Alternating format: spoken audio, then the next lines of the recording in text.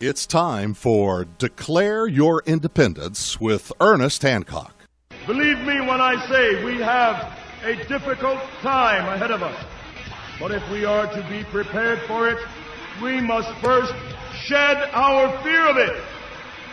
I stand here without fear because I remember that I am here not because of the path that lies before me, but because of the path that lies behind me. I remember that for 100 years we have fought these machines. And after a century of war, I remember that which matters most. We are still here! Tonight, let us make them remember we are not afraid!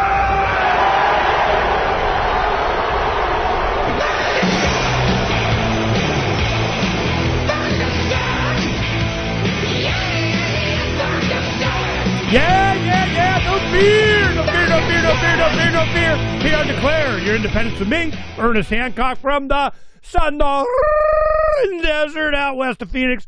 Oh, we're out here waiting. What are we waiting on? We're waiting on ZANO. ZANO's going to hip us, because this is what we're doing. We are demonstrating and proving that you can have an autonomous life in a community bound by communication and commerce. But we don't need the man.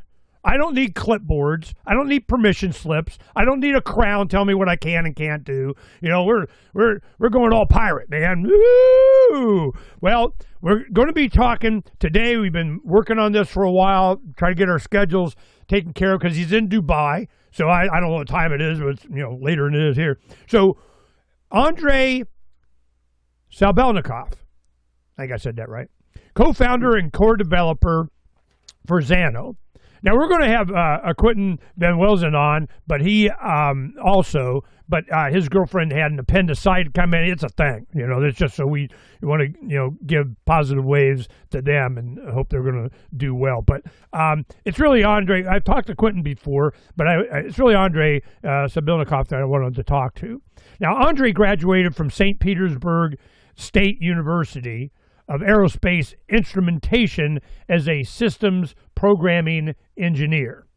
Now, what he learned from there, he spent 8 years in antivirus development. It culminated in a high-profile lawsuit with Microsoft. That'll keep you busy. That was a post-settlement. Then he became the lead developer for CryptoNote. Now, CryptoNote was technology in the crypto space that eventually was integrated into Monero. Now, we know Monero crypto as, I remember when it first came out, we were at an Acapulco thing and speaking there, and it was a thing, and they had a lot of presentations going on, and the main thing is that you could transact privately without the government, up your butt. I'm so done with clipboards and permission slips. I just, no. And I need technology that allows us to be able to do commerce and communicate with our community members and so on, and live, raise our children, sell our goods, buy the things that we need. And I don't need a permission slip. You're not allowed to do that. Oh, it's kind of your money. You just can't have it now. Well, this stuff is just so fundamentally a tyrannical system that we need to get out of. Now, I warned Andrey that we're going to, drill down on him as we do guests, why. So we're going to do that first. Then we're going to get into the technology and what it does. The reason it's so important to me to get to know these people is because, is it the bus factor? They get run over by a bus. Does the whole thing stop? What kind of team is doing it? What's the drive? What kind of incentives? We've seen this happen before, too. They do a round of fundraising. They get $1 gazillion, and woohoo! They're snorting coke off stripper bellies and watching the waves and sand lap over their toes on a Caribbean beach smoking ganja all the time, and it's done. It stops. What's their motivation? We're going to get to know Andrey a little bit. We're going to talk about the future. We're going to talk about the goals. We're going to talk about the tech. But first, we're going to talk about Andrey. Andrey, welcome to the program, man. We're going to get into it. We're going to get understanding of each other. So, for the audience, fill in the blanks here. I'll just ask some quick questions so we get going. One, how old are you? 45. 25. That's 45. Young. 45. 45. Yeah. 45. Now you look good. You could be 25 if you know. I mean, you're looking kind of young. 45. Yes. Damn, you're an old man for a freaking crypto programmer. Absolutely, yes. I am old man. Okay, so this is your 45. What was the years that you were at university in St. Petersburg? I started in 2000 and graduated in 2003, but it's because I started from the third grade because I came from the college that I was studying before in other region of Russia. And then after 2003, I went to PhD study, but I never finished PhD. So I spent some time in university, but I graduated in 2003. Okay, so 2003, at what point did you realize you had skills in IT and computers and programming? Was this at a young age? You know, did you get selected? Did you learn it later? You had an interest? When did that happen? I'm still not sure if I have the skills because I constantly see the people who do it better than I do. I started to like computers like when I was a really kid. When my older sister, she went to the college for doing computer, and that was just the beginning. It was 90s. Computer was like big and slow with this huge black and green displays, but I like it for some reason, and I was like charmed of this, and I just naturally loved it and always wanted to do this. At some point, I went to the same college that my sister went, but to the other profession, as there was a networks like they was teaching how to deal with networks. And after this, I went to the university in St. Petersburg, which was a big city. I was born in a small city, like really small. And there I learned how to code. And I think after the second year of my study, I went to the full-time job. So I was visiting university only for exams and like most important part, but mostly I was having full-time job as a software developer. And this was the best way actually to learn profession. So I was working during the university times. Okay, now this is interesting. Think about this question. Your aptitude in doing information technology and working on this, was it hard work? Was it learned? Was it a good professor, a good program you learned by doing, working while you were going to school? Or was it an aptitude that you naturally had? Because you know what I mean. You work with a lot of people, man, they don't just think that way. You know, so was this hard work for you, or did it come naturally? I think it's multiple factors. A lot of things contributed to this because I see very talented people in the area often who doesn't work enough to develop actual skills or to achieve something. I often see the people who not that gifted but so hard workers. And I think I have a boost. I have a little bit of abilities. Like I wouldn't call myself a gifted person, definitely. Yes, hard work is also a big part for anyone who is successful in our profession. It's always comes with a big effort, even if you're a very talented person. Okay, so now let's. I think it's also I was lucky to. Had good professors on my way to this.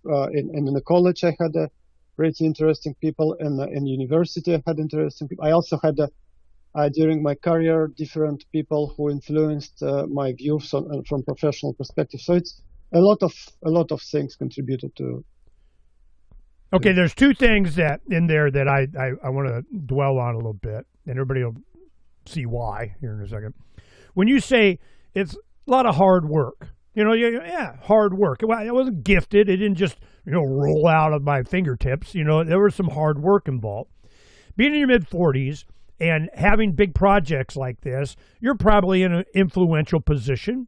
You're a co-founder. You're probably managing teams and so on. Where'd those skills come from? A team managing, project manager kind of stuff. Was that university? Was that experience? Was nobody else is doing it? I guess I got to do it. Learn how, watch some YouTubes. I mean, what is it as skills came to where you're managing a project? Actually, I'm terrible at this, I think, at managing people. And I'm lucky to have Pavel because he's helping to have it all together. Sometimes I'm impatient with people. Sometimes I'm not impatient. Yeah, it's the correct word. And we're trying our best. And we have. We like it with our team, but who we have. And when you were mentioning about the buzz factor, actually, I'm the least important person on our team because the project can survive without me, actually. But without Pavel or without Val, a cryptographer guy or someone else, it's going to be hard. So I think we just have a good team. So it's not high maintenance. We're just working together. And also we don't have a much bossing in our project. We mostly work together, and most of my work is actually coding. I'm still doing most of the time I'm doing coding, and we have a status calls, and we tell each other what we did today and what we're planning to do tomorrow.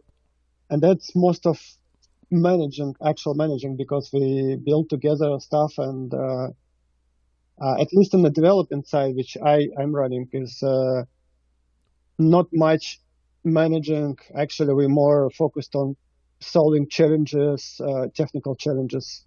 I don't think we are managing actually something here. Who came up with the like the PowerPoint deck, the graphics, the mission, we're working on this and this and this and this, and let's throw in that. And I mean, there's a lot of aspects of ZANO, and it seems like ZANO was to address everything. Who's the motivation behind that? Who comes up with, we got to integrate this into it. And we got to do that. Somebody's got to call Edge, and who does the strategy?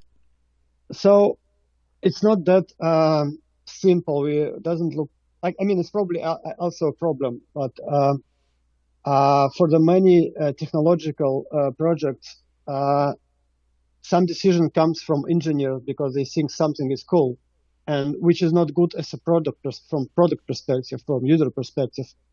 Some decision comes from a visionary side, I would call it this way. So I myself represent engineering side of the project. So I put directions when it comes to consensus, when it comes to technology direction, when it comes to privacy technology. And it's a big part for the project like this. Another big part of the project is visionary, what we're doing in terms of user, in terms of youth, in terms of future. And that comes from Pavel. He was the person who influenced and pushed the decision to build tokenization platform. So we don't build just a payment where you can pay with ZANO for coffee, which was a narrative like past 10 years, especially for conservative, old school audience. And he was the pushing this and explaining it to me. And we had hours and hours and hours of conversations about this. And he was explaining that we want to build a platform for the builders who will building stable coins, will build the tokens, whatever they want on ZANO. And we give them technology. That's what we can build the best. We can build and deliver technology, but people on top of this, they can build whatever they want and use this to empower their ideas with our technology. And okay, now the base. I'm sorry. Go ahead. Yeah, I think this decision, which came actually from, this visionary that came from Pavel, was very important for ZANO at the page where we are now. At the moment where now what we are is actually was very influenced by him, and it's really great that we have it now. Well, a lot of these, because it is a widespread, big bite you guys took out of the economy. But I'm going, okay, to do this model, you need, like what Pavel's talking about, to build it on a foundation base that's strong, secure, You need to have the foundation of which to build these other opportunities, or to have a foundation that is open to other developers to build what they want. Now, we've worked with Jason over at Quartal. Quartal's like a, kind of a promise of a lot of this kind of stuff from a, different perspective. And I remember Made Safe. We were, heavy into that and promoting that. And we were. But it is always coming down to a grandma just button. All you guys go to me and they go, oh, you got to do, this crypto. You got to do this Linux thing. You got to do. And I'm going, yeah. Is there a grandma just button? What is it? I don't know this term. Grandma I just know. button. I'm going to explain it to you. Yeah, you guys always say, well, you just this, you just that. It's really easy. You just push this button. You just load this thing. You just go to GitHub and get this code. You just do, and I'm going, come show me this just button you guys keep talking about. It's easy, the easy button. So they come over and they start banging on the keyboard and I go, that looked like about 50, 60 just buttons to me. And I don't know I need to wear a grandma. I'm thinking my wife, a grandma. I can load the application on her phone and it just works. I need a grandma just button. So when I talk to you guys, I'm just going, look, man, and I tell you who it was. It was Paul Play. When all of these wallets and stuff were coming out, they were complicated. They were just a pain in the ass. Now, Absolutely. Like you, Paul Play was a little bit older. He was in his late 30s at the time. And he had left. He got carpal tunnel from coding or whatever, and he opened restaurants and whatever the hell he was doing. He came back, and he knew that he'd go around talking, and some of my friends and people, my audience that heard me screaming about this stuff, they said, I know who sounds like you is Paul Play from Airbits at the time. And he goes, you need to talk to Paul. So he and I met in California at an event and spent a couple of days hanging out, and he understood Grandma Just Button, a graphic user interface that was easy, intuitive, that it just freaking worked. It didn't take me having to, hire Pavel or, Andrey to come do it for me. Well, a lot of the guys in the crypto space were going, oh, you need to hire me as your consultant to consult you consulting. And I'm like, shut up. There's so many people like that. And then you had guys like Vitalik Buterin that wasn't really clear on explaining it. He wasn't the guy to have, he was a nice guy, great, and met and had him on show, whatever. But, from a technical aspect, which he, excelled at, to explain it, Grandma Just Button, why would you want a Grandma Just Button? It was just, I've gone through the whole gambit here. So that's why I'm can understand if you have a base technology that you're building all this other stuff on, so that another developer can make the Grandma Just Button using your technology.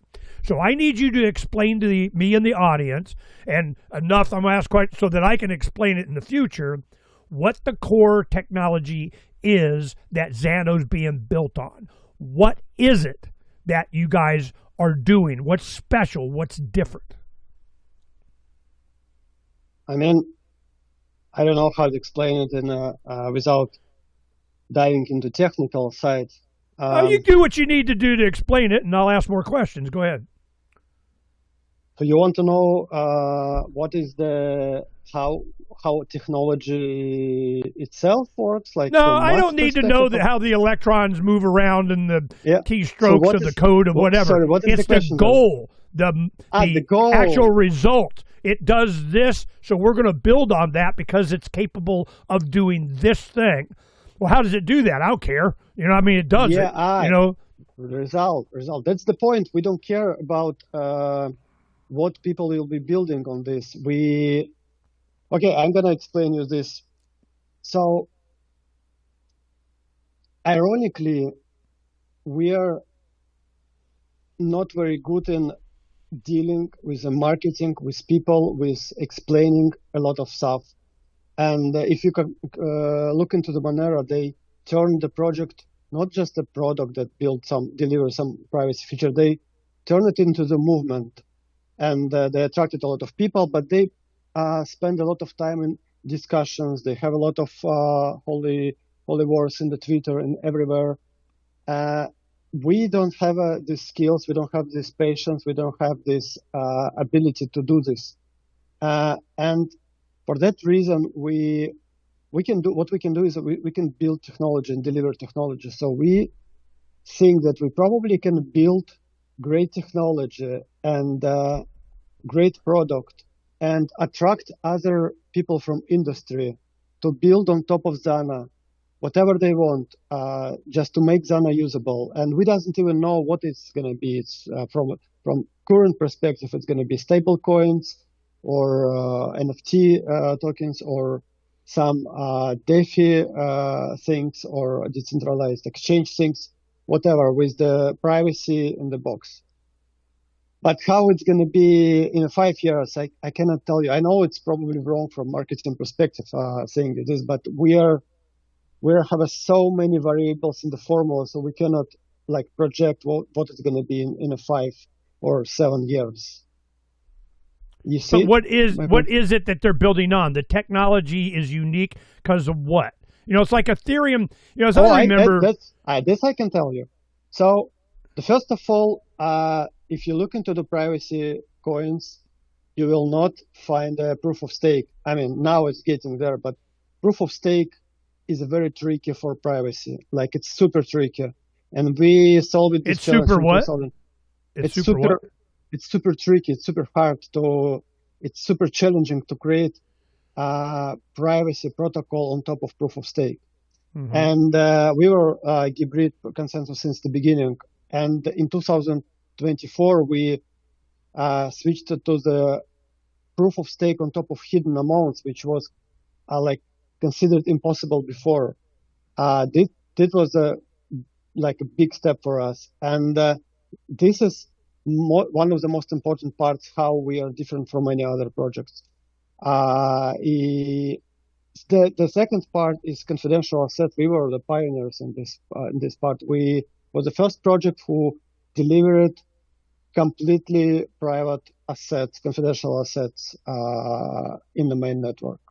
So I think that's essential that describe our technology. And we are moving actually forward. We're working right now we are hybrid proof of work and the proof of stake consensus, but we are working on a pure proof of stake consensus, which gives you way more security in terms of consensus, in terms of confirmation time, in terms of how much time or how much money needed to perform double spend attack. And for a lot of people who are not like very technical or who not doing deep research, consensus doesn't play a big role. The potato.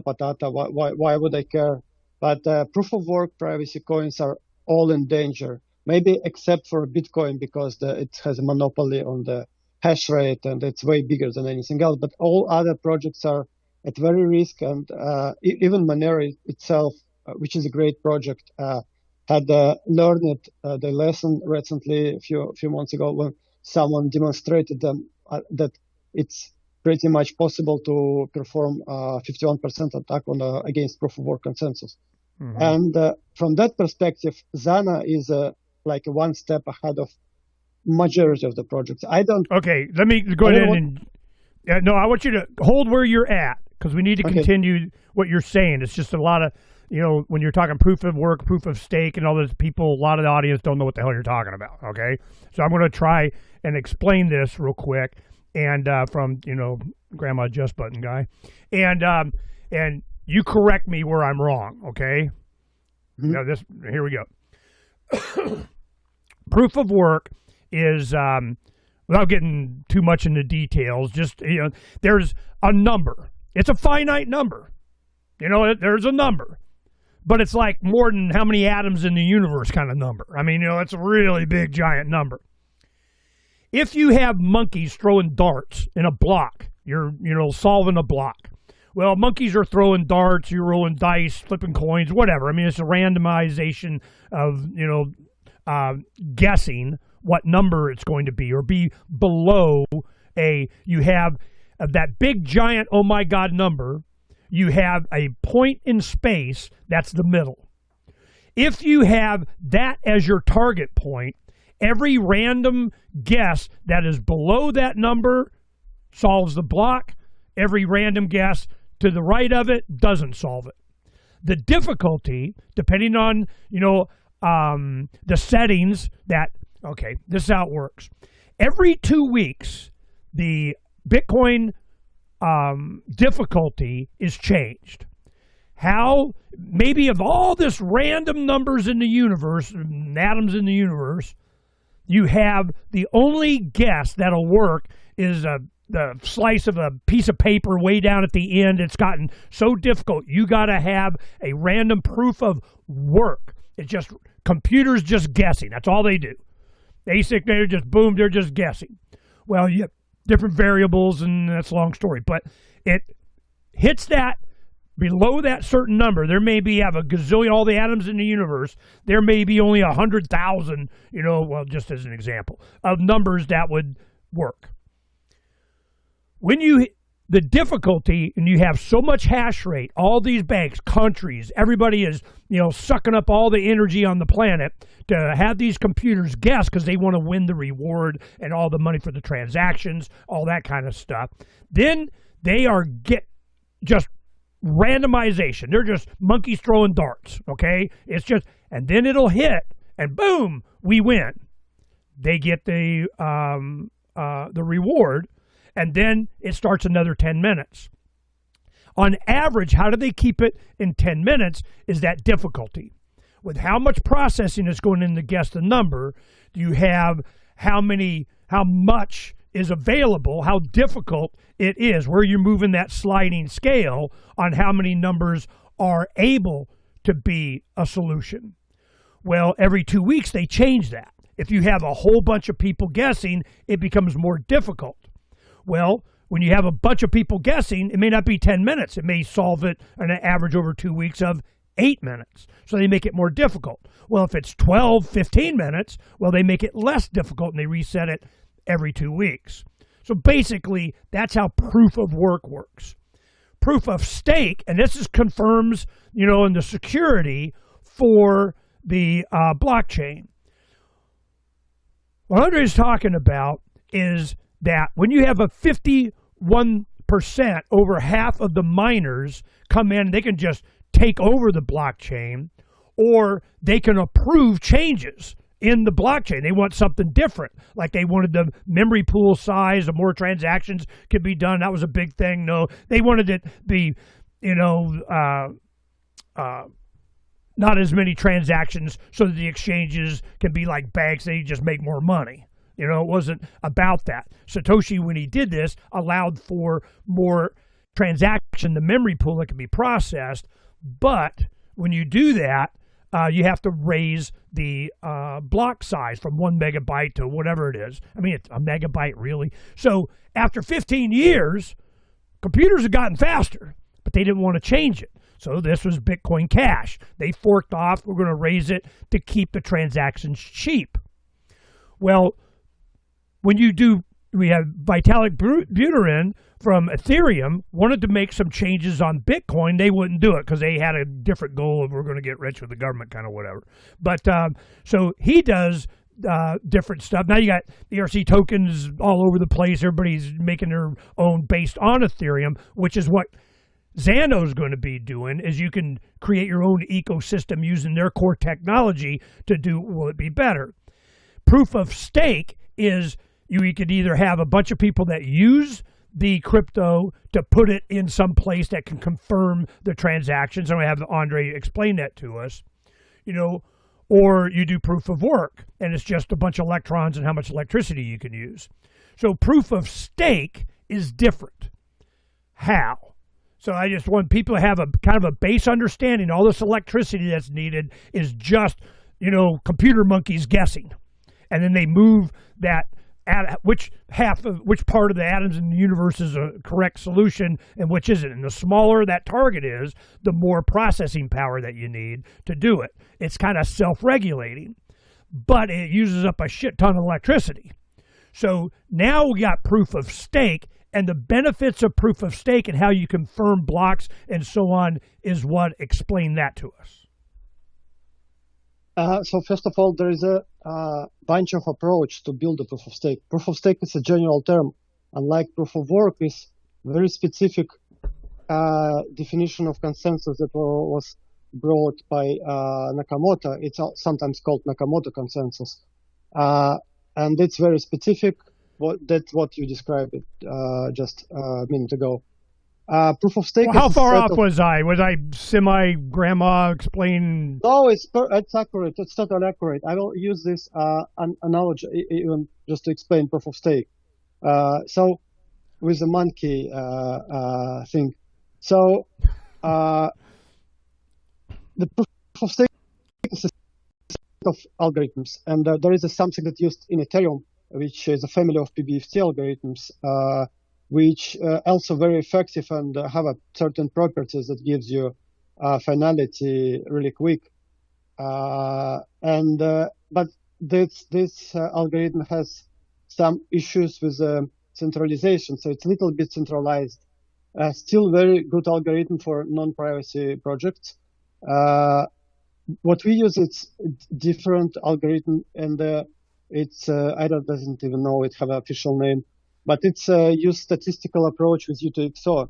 And with proof of stake that we use, it's basically the monkey with the darts, same, trying to hit the target. But the chances, first of all, monkey can throw the darts only if monkey has at least some amount of coins. Someone else without coins not allowed to throw the darts. Also, the more coins you have, the more money you have, the more chances that you hit the target, statistically more chances. So you basically use coins to have the chances to create the block. But it works very similar way. We use also this kind of dice that used in a proof of work. So statistically, even if you have one coin, only one coin from all the supply, you still have a chances one of certain millions. So you're saying there's a chance?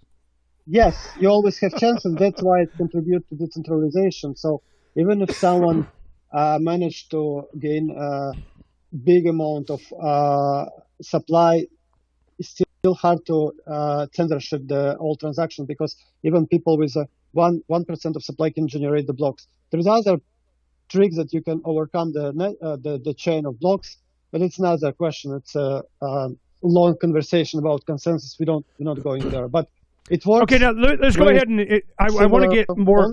Only monkey with the coins have thrown the darts, and the chances that you hit the target are more money you have, more coins you have. Okay, so this is let's go explain this to the audience. The concern is that China had all the miners. They made the miners, a bunch of them had them. I don't know if the government liked it or not, and they're taking an extension cord and plugging it into the, Yangtze River hydroelectric dam of whatever the hell, okay? Then you go to Iceland and you're doing geothermal, you're doing solar. It's all about electrons. I mean, it's how much you can do this. Now, the guessing, you could come in like now, we have the federal government coming in, we need nuclear power plants. We need a whole bunch. We're going to make you pay for them, by the way, and then they belong to Amazon or something. It's some weird crap that they're doing. But they, we need a whole bunch more fusion reactors, fission reactors. So we're going to, big, beautiful coal and oil, and we're just going to make all kinds of power. All right, here it comes. For what? Well, what if governments or government-selected UN people have the ability to do the processing? Instead of the Federal Reserve running the money, the Federal Reserve is doing all the Bitcoin mining. I mean, it's that kind of thing. So that you have, with just money, you can buy more processing. You get a whole bunch of monkeys throwing darts, okay? So I got the most monkeys ever. Stable coin, stake coin, proof of stake is not you're buying a miner, you're buying the crypto. By having that crypto, you get a dart. If you got a whole bunch of darts by buying it, then that's how it works. I didn't know how proof of stake works.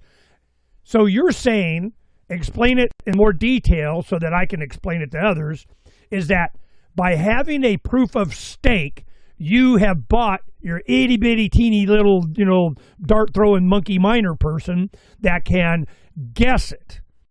So is there a time frame? Does it make it faster? Does it make it easier? Is it 10-minute blocks? You can do it in 5 seconds. Tell me what the difference in the price, because all it is removing it from somebody that's got a bunch of money and a bunch of miners and an atomic reactor that's doing it, moves it over to somebody that bought a bunch of ZANO.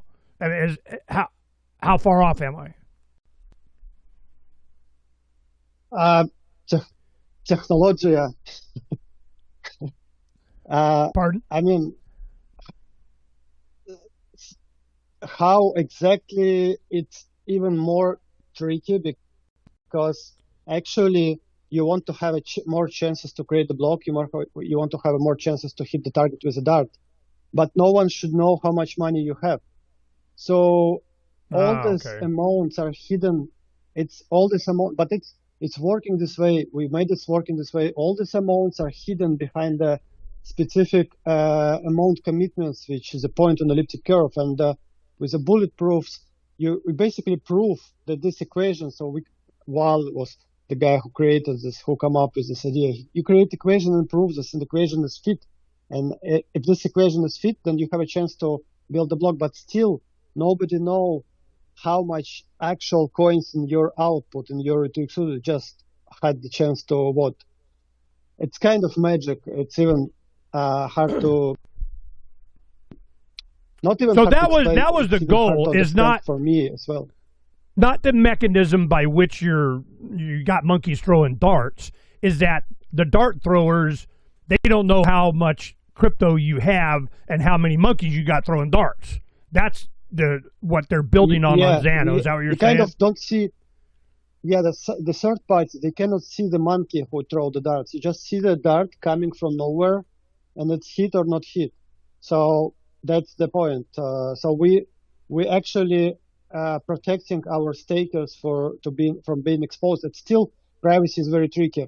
There is always some extra information that you can collect from IP addresses, from how often the blocks come. So you still can extract some information by doing very complicated analysis.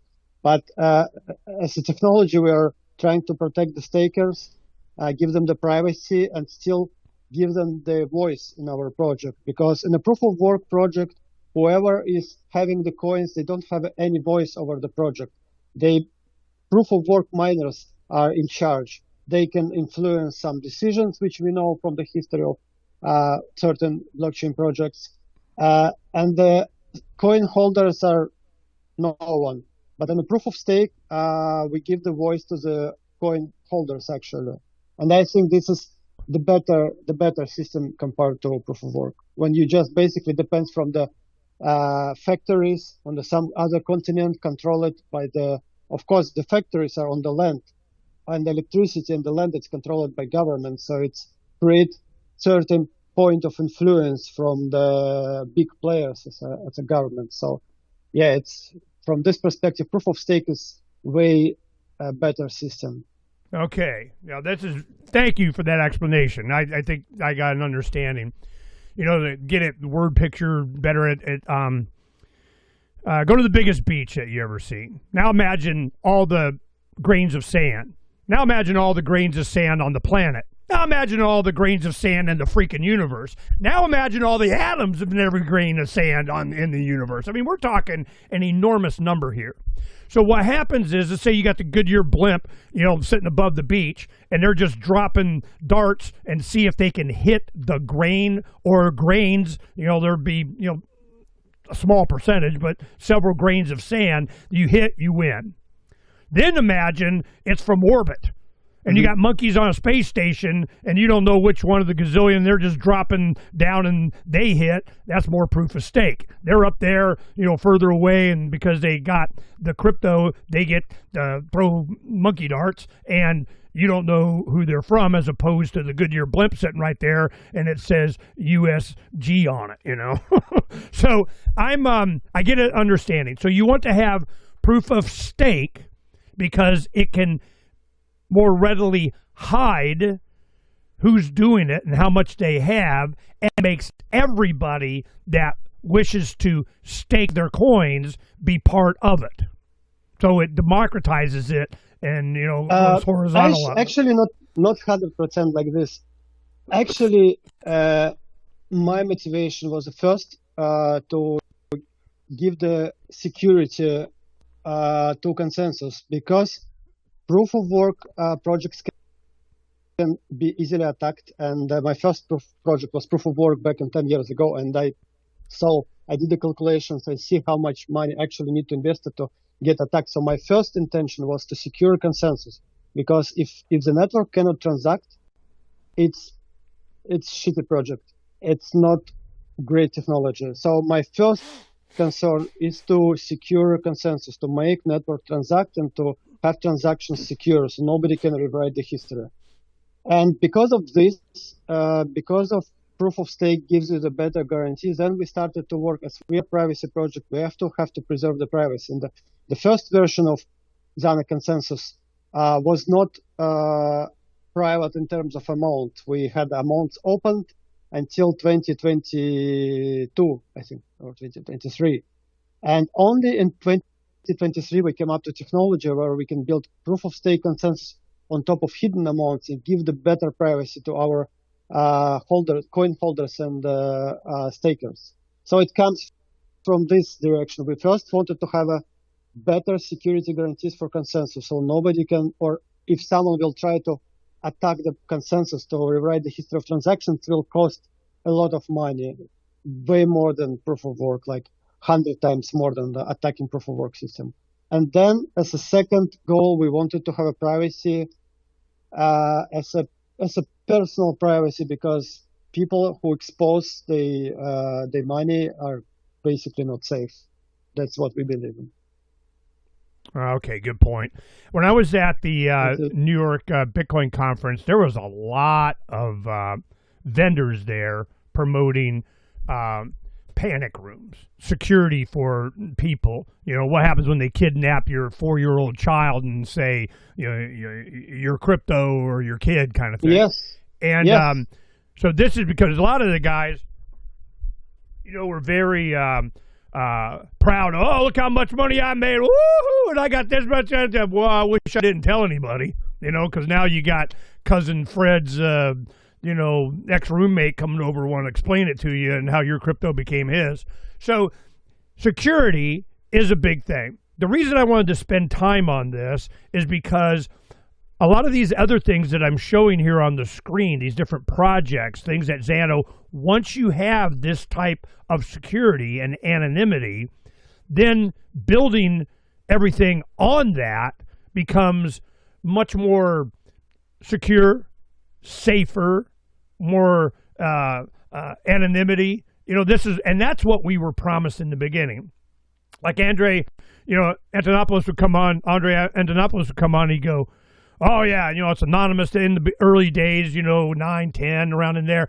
Oh, it's anonymous, it's this, it's that. So then I started having guys come on, like this one guy, Dark Day Services. He would track down Bitcoin transactions to the device. And he goes, and he was a Liberty community guy, and he goes, look, all this you're being told is BS. I track it for governments and corporations and whatever. We know. I can track it down to your device. It's pseudo-anonymous. So I had to look up the word pseudo. It means not. And I'm like, what the hell is that? They just get the anonymous word in there. So it was very important to understand that anonymity, for these very reasons we've been talking about, is important. ZANO believes that they have that covered. They some of the core technology that went into Monero is, from in these guys' heads as they develop ZANO. They're doing, for a reason, proof of work and proof of stake. There's reasons for both of them, and proof of stake allows you for the guessing without them knowing who has how much of what. Okay. Now we understand that.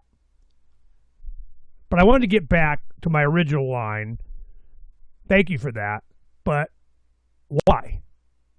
Why do you care?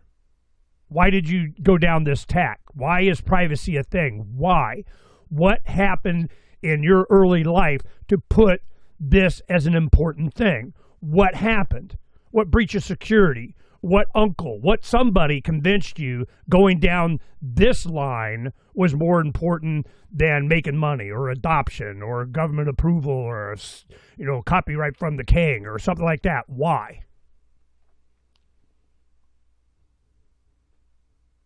Unfortunately, I don't have a really cool answer to this. Yeah, because you've probably never been asked before. Industry. So go ahead and let's talk about it a little bit. I was honestly, there is a two type of people existed. The people who was saying what to do and they do it, and the people who have a visionary and a passion for something. And I'm not the second type, unfortunately. I think originally I was brought to the crypto industry as just a developer to work on the original crypto node. I was just basically doing what I was told to do without clear understanding the ideas and the philosophy behind this all. And I was actually excited about how challenging it is. This project was the most technologically loaded from everything that I did before. And there was a lot of science in this. There was a lot of challenges. There was a lot of technology involved. So I got excited from this part. As a typical engineer, honestly. And the more I worked on this, the more, especially when I separated myself from the Bitcoin, from this original team, and started to work on my own, I found people who was interested in this, and I started to read about this. I opened for myself the community of open source development, community of people who are basically believed in something related to crypto. And only from this, I started to learn something. And actually, we were told mostly by people who was interested in this technology, what they think, why this is important. So that's how we got kind of educated what we're doing, that this actually means a lot for people who has these certain views. So it's kind of came from this point. So I started from the technology side, and then I see the people, the views, and realize the importance of this. No, that explains a lot. That tells me something, and I want to share something with you in the audience. What we did during this time, it was a lot of stuff was going on. We created this one page. It was called pirateswithoutborders.com. And the reason is we wanted to promote decentralization. We're going, look, I don't think people understand, why this is an important thing. So what we did is we have these letters of Captain Mark, and it's a book you can get on Amazon, whatever, it doesn't matter. But the point is that in there, we described why it was important to have privacy, security, anonymity, all these things. And when we would go to these Bitcoin conferences, we would take a bunch of these books. You'd see over in the corner, there would be some, group of 8 kids on their $5,000 laptops sitting there cross-legged on the floor, pounding out the future of the universe. And you could see these venture capitalist guys, they'd have their $2,000, $3,000 suit, and they're walking over there, but they got their tie off because they're cool, And they go over and they, hey, what's up? You want a BMW? You want a white picket fence? You want hookers on call? I mean, you want green fees, you want to be part of, and your mom is always making fun of you being in the basement coding, and now you can be somebody. And they go, oh, hell yeah, I'm Andrey, man, I know how to do it. I'll go kick ass. Let's go kick ass. Pay me to kick ass. But the coders didn't have the vision. They didn't understand what they were doing and why. They just could. So you had these other guys coming in and scalping. I saw all of these hacker competitions that they had at Texas Bitcoin conferences. We would interview the winners, the top 3. We would, motivate them and all that kind of stuff. And I would see this, but there would be venture capitalists there ready to sign them up and invest them. Woo! We're going to give you a bunch of the crypto that we're going to have you create for us, and we do a pump and dump of the whatever the hell. I saw it happen all the time. That was you. You were one of the guys that they were going after to do it for them. And during that time, you learned the motivation, what they were trying to build, what they wanted to do. And there's good guys and there's bad guys. Hopefully some of the good guys influenced you. Those influences on you doing the code to create what they wanted, what did they want? And who were they? Why was it they were, looking for guys just like you to build the future of what? And then you start to gain your own vision, your own motivation. You get older, you get more experience, you start to see what's going on in the space. So what was that drew you the most to the traits of ZANO? Why did you shift from I just want to be a programmer and do cool science to we can actually build something? What happened? Well, actually, one of the things that created sense of importance was the war that was started, and a lot of sanctions that was applied to people who was not related to this. And I'm telling from my perspective as a Russian citizen, and a lot of my friends, we were traveling. We were not even living in Russia when this all started, but these sanctions hit us as a lot of other people who was abroad or inside Russia, doesn't matter.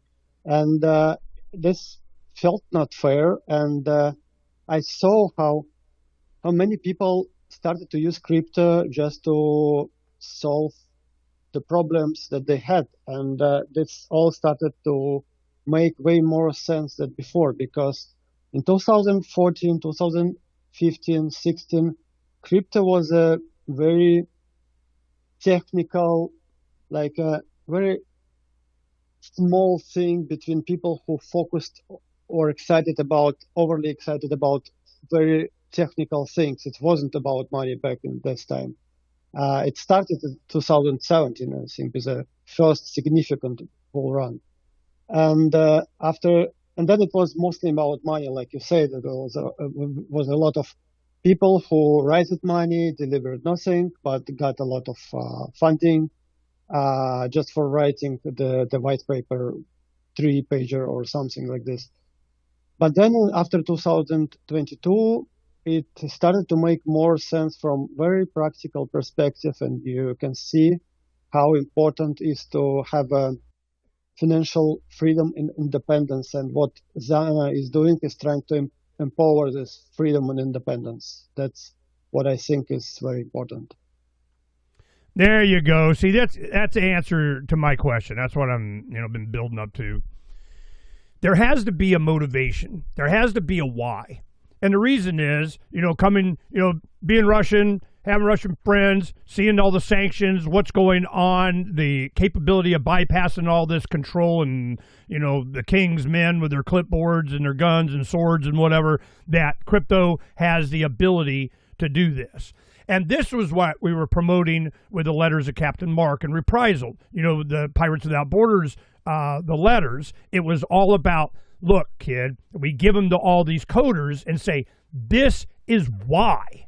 You need to understand what you're up against. The crown, the government, the they, them, those that think they own you, that you're property. Quit supplying them. You know, the liberty community needs your skills. As time goes on, and you get in your mid-40s now, you start to see real-life application of technology towards privacy, liberty, freedom, you know, unrestricted markets. You go, whoa, I'm becoming a something. You know, a free market, anarcho-capitalist, libertarian, voluntarist, leave me alone is something. I mean, you know, you're starting to see the application of that. That's the answer to my why. Why? If I know that you have experienced this from geography, you know, where you're from, who you hang out with, what you know, and all of a sudden you see the motivation into the future for developing ZANO into providing these other products or a base for all of these other products, that you understand how important it is and the reason for it. Freedom's the answer. What's the question? That's the why. You see my point? Yep.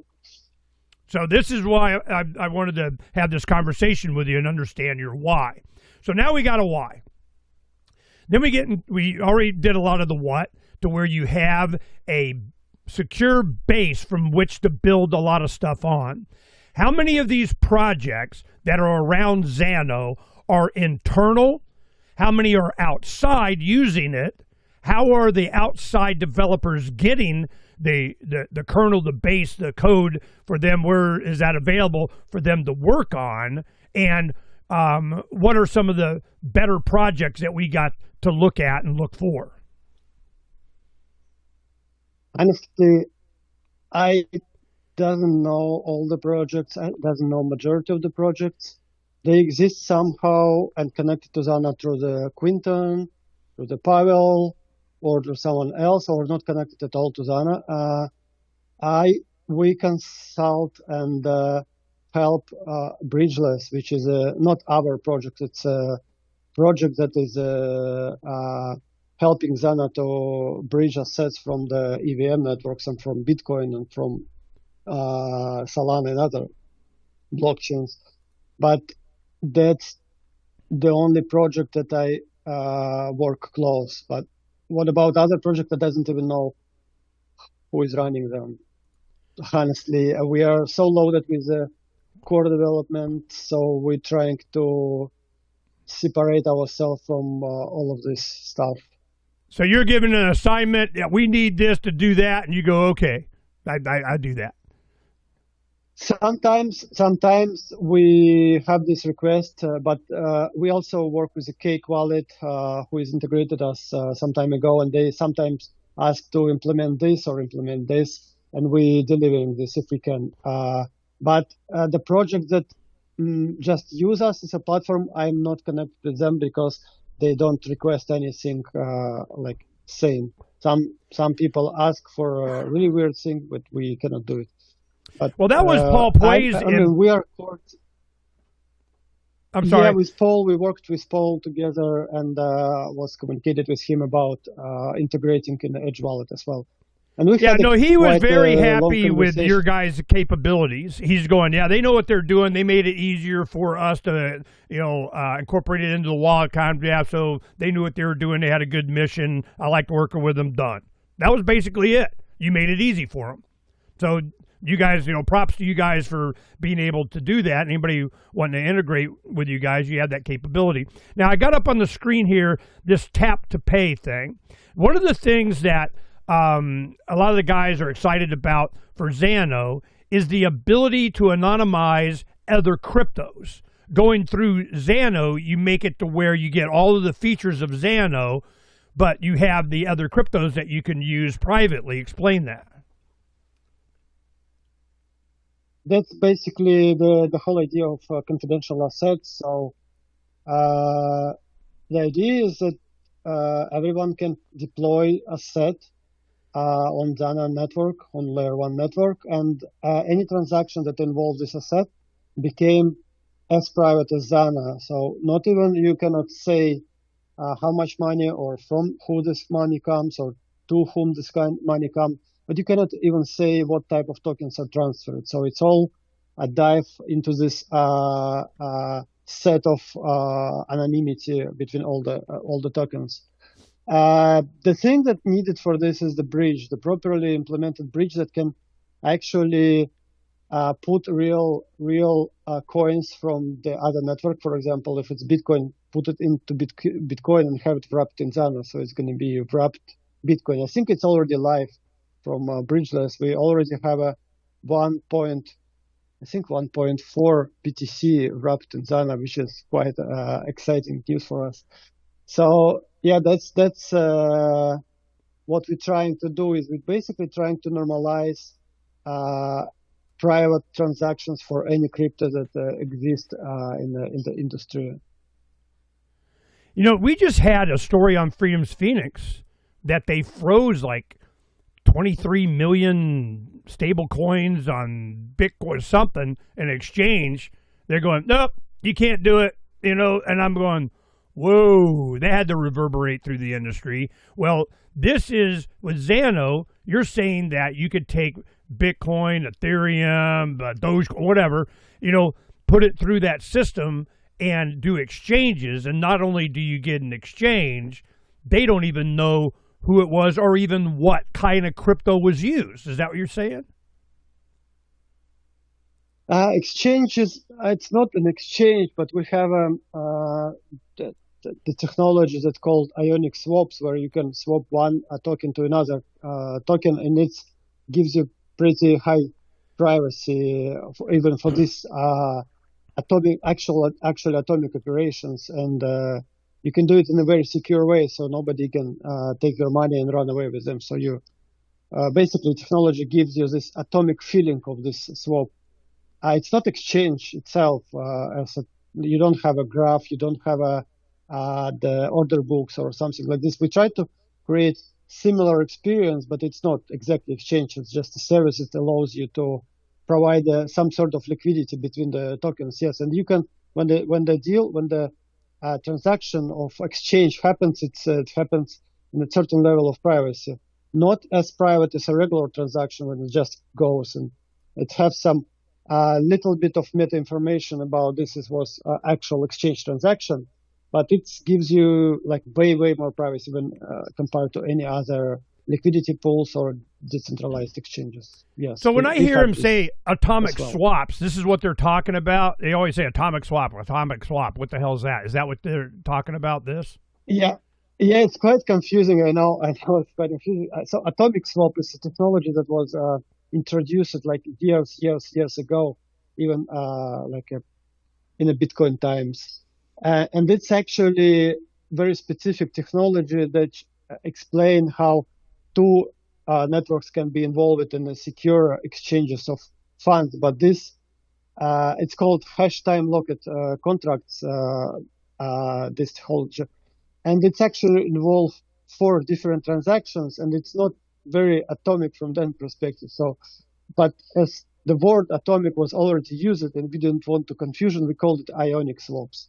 But in our blockchain, the ionic swaps are actually atomic because the whole operation comes with one transaction. It goes or not goes. So it's very atomic. The whole operation goes in one specific transaction instead of 4. So, now that you have it's that quite confusing, but it's yeah. So okay, no, now that you have that tech to be able to do this, use any crypto, make it private, do whatever, all of a sudden then we get to ZANO Bay. Now ZANO Bay is describe that. It's just what a Shopify platform or something. What is it? I don't know. It's probably doing or man, that's not my wheelhouse. I'm the I tech really guy. don't know what it is. There is a lot of side projects that I'm not involved in. I mean, we have a team who is doing this to try in attempt to build something. They try to use API, and they probably sometimes can come to us and with the feedback, hey guys, this shit doesn't work. You have to rebuild this, or this is pretty much exciting. So that's what happened. We tried many things. We had a escrow-based contract, something that no one ever used.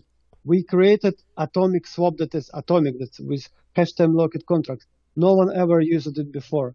But then we created ionic swaps, which actually take it, especially last year, it took a lot of traction and people started to use it. This was actually very useful. So we make a lot of attempts to try to build something, but we never know what people will actually use, what is going to work, or what is not going to work. Well, you got people with a gazillion. I'm sorry, go ahead. Sorry. Yeah, that's why when you asked me how you see the future, the goal of ZANO, I kind of confused. I don't know what to answer because we tried different things and see what people will actually use, what not. And sometimes it's even frustrating. We deliver something and no one is have actual interested in this. So we will try. We will speak with more people like Roger, like other people that they don't want to be public. Probably, I don't know. We have our supporters or whoever comes to our booth on the conference, and we speak with the people and see what they expect, what they want, where their aspiration comes. So we probably going to be doing something. You're talking to me. I get to say. I get to say. This is what I want. This is why I want to talk to you. Okay. The whole purpose for crypto from the beginning, the promise that they were making to the liberty-minded people, the American people, people, they go, look, we can see how much control and how much debt they're able to create for you and your great-grandkids that can never pay it off because you're just a debt slave by them being able to control money. It's money. It's value transacted back and forth. It's the dollar's digital anyway, okay? What the fear is that it was going to be programmable. They're going to say, you have to buy this with that. You got to use it by this time. You can't buy that. And gosh darn, it's going to cost you this much to use it over here. All of these controls, every vector is like Patrick Byrne puts, he goes, it's a pig's breakfast. It's just how much bleed on the system there can be. And they create one more layer of regulation as somebody gets paid and gets a new job of just sitting there sucking off the system. When you don't have any of that, all of a sudden, when you have a good core technology to build upon, to be private and anonymous, like what ZANO, what you're doing, and you just stay focused and keep doing your thing. I'm not chastising you for making it work. You go make it work, okay? Well, what happens is then you have other people with visions, with desires, with needs, with market demands that can build on that. My advocacy is this. We need private communication. So we do the mesh network. We got some satellite things coming up. We're out in the middle of the desert on Starlink, however private that is. But, they take the technology and capability for ZANO to have its own freaking satellites. That's come. Data centers are going into space now. They're solar powered, power. We got a square kilometer of solar panels powering our data center in orbit. That's what power we got. So that's coming, okay? Here we go. And it's going to be crypto mining. It's going to be whatever is going to go off planet sooner or later, or moon or something. So I'm going, okay, I see that coming. This is why they want to be on the poles in the moon so that they can put up a panel and it always be in the sunlight. So this is coming. To what end? What I want is I want to be able to put up on a marketplace and say, I make, I'm willing to serve in exchange for crypto, other stuff that you have. We could do barter, trade, and it be done privately in a community. But then that community can connect, like our mesh network here covers like 400 square miles. Then I can just put that box, put an Ethernet Cat6 over to my Starlink, boom, now community to community. But what? You have to have loaded into it things that people have in their scrapyard on their back of their farm or producing how many cucumbers of whatever the hell they're doing. Or I will go dig your septic tank with my backhoe in exchange for chickens. I mean, whatever it is, you need that marketplace. You need that listing. You need that Craigslist. You need that Facebook Marketplace. You need that, but to have to where the transactions are not seen, can't be taxed, can't be prevented. You need a Ross Ulbricht Silk Road is what you need that doesn't get hacked, attacked, and they don't even know who anybody is. That's what I'm looking for. That is what I need. That is what would free the planet, and all the sanction crap that you went through and motivated you, what happened to Russia, would go the F away. This is pirate, okay? We are just not subservient to the wills and the drain and the bleed of a crown and their privateers, who they select to get to make the money. It's like, we're going to get drone delivery? Absolutely. Amazon's going to get, tapped, and they can do drone delivery, and you get the certification of nobody else gets to. Competition is a sin, I can see it coming. And we need to have the things like the ZANO project that has the core base to allow that to happen and be built on. Because all I'm getting now that kind of, compares to that is like Ethereum tokens. Everybody's got their own token of a token of a token. All they did is just spin up another Ethereum without any real innovation, and I don't care. Next, you got Trump and them doing USD1, which is a stable coin to, freaking, that's on the dollar or treasuries. I mean, what the hell is the difference? When the dollar goes to shit, so is their stable coin. So that's one thing that ZANO was really, a lot of people were excited about, was your stable coin. But it was stable coin to what? Ounces of gold, silver? No, the dollar. Why? I don't know, because the market demand or something. What do you know about the stable coin sphere and how ZANO's participating in that? Which stablecoin? The FUSD, or the Freedom Dollar. I'm sorry? Freedom Dollar, right? FUSD. Right. Freedom Dollar. Right. Well, I know it's a first project that was this takes seriously a series of efforts to build stable coin that will be actually usable on top of ZANO, and we have a lot of appreciation for this efforts. We're just doing ourselves to help this to be successful, but I don't know what else to say about this. Any specific questions? I will be well. Okay, no. answer. Technically, you made it work. Okay, fine. People get excited about it. You're like, why are you excited about it? I don't care. I mean, whatever. I made it work. Get off my case. I did my part. I served it. I had results. Here, go make it go work.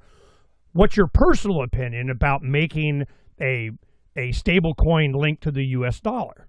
I mean, China's going to come out and say, our yuan is convertible to gold, pinky swear. Oh, yeah, with a warehouse in Shanghai, screw you. No, we're putting warehouses around the world, and you can just go in and get your gold. Okay, not that I, trust them for any amount of time, but, this is how the dollar goes away.